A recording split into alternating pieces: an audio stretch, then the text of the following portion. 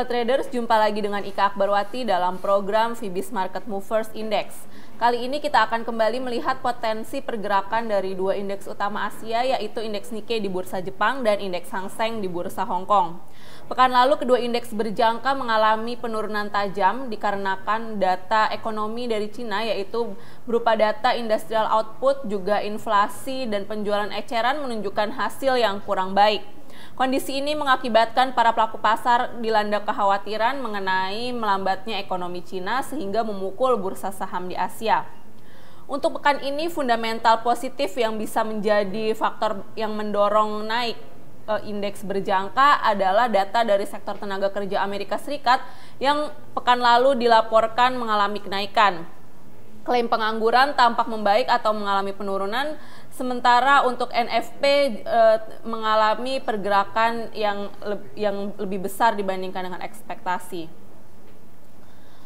Akan tetapi ada pula fundamental yang bersifat negatif, di mana dari Ukraina masih seputar konflik dengan Rusia.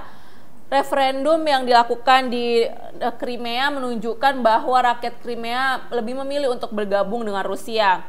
Kondisi ini tentunya bisa berpotensi untuk mengakibatkan konflik lanjutan antara kedua negara tersebut.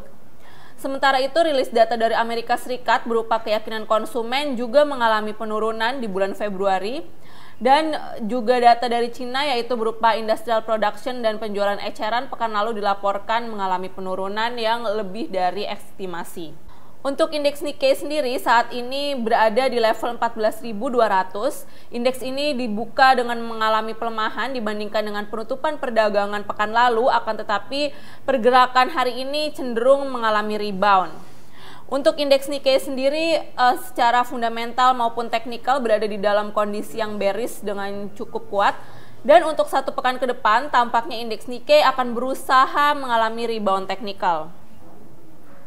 Sementara itu untuk indeks Hang Seng juga pada pekan ini mengalami pergerakan yang berusaha untuk rebound setelah dibuka dengan mengalami penurunan tajam, berada di posisi 21.450.